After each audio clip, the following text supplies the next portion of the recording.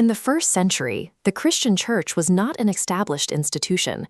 It was a fragile, grassroots network scattered across ancient cities like Ephesus, relying entirely on the courage and goodwill of its members to survive.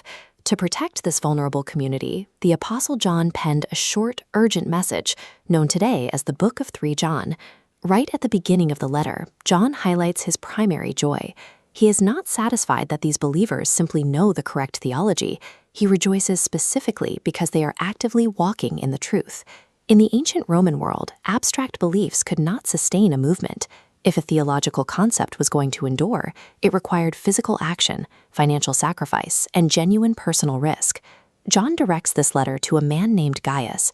He holds Gaius up as the baseline archetype for living out the gospel, commending him for a deeply ingrained habit of taking in traveling teachers and strangers. For Gaius, hospitality meant accepting the specific, messy costs of service: the soiled floors, the extra laundry, the dirty dishes, and a direct hit to his personal finances. Yet John frames these inconveniences as profound acts of worship. By meeting their physical needs and sending these travelers forward on their journey, Gaius is treating them in a manner worthy of God. This level of genuine hospitality was the logistical backbone of the early church. Without individuals consistently opening their doors, the entire movement would have stalled. By housing the travelers, Gaius turned doctrine into a logistical reality. He became a fellow worker for the truth, proving a host's living room is as critical to the mission as a missionary's pulpit. But where faith and generosity build a community, internal pride can rapidly fracture it from the inside out. This brings us to Diotrephes, the direct antithesis of Gaius. Diotrephes is entirely defined by his obsession with preeminence, the overwhelming desire to be first and to maintain total control. His ambition translates into a systematic dismantling of the network. He publicly rejects the apostles' authority, spreads malicious gossip, refuses to host visiting brethren, and actively excommunicates helpful congregation members. The contrast between the two men is sharp. Gaius leverages his personal resources to open doors and support others. Diotrephes weaponizes his positional power to close doors, isolate the community, and elevate himself.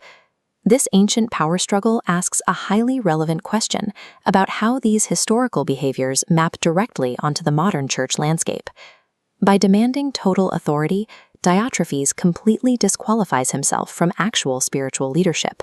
He sets himself up as a church boss, prioritizing his own status over the health of the congregation.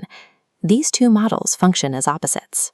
One provides a broad, supportive foundation that pushes the community outward, while the other creates a restrictive bottleneck, trapping all forward momentum beneath a single controlling figure. Any modern congregation remains deeply vulnerable to this exact dynamic. Whenever a leader allows their personal ambition to eclipse the collective mission of the gospel, the Diotrephes archetype is actively at work. To resolve this tension, John introduces a third man, Demetrius. In the chaos caused by a toxic leader, Demetrius stands as the stabilizing force. He doesn't rely on titles or aggressive power grabs.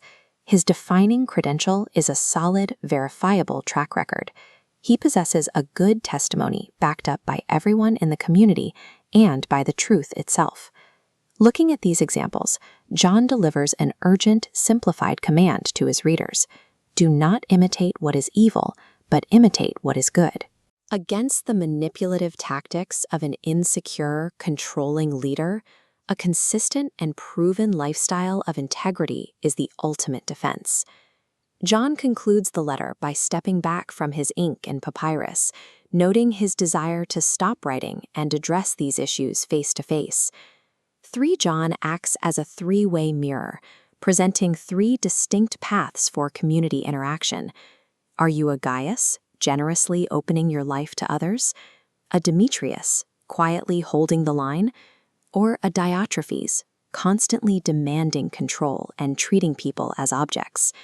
Your choice of archetype defines your place in the community and serves as the final proof of whether or not you are truly walking in the truth.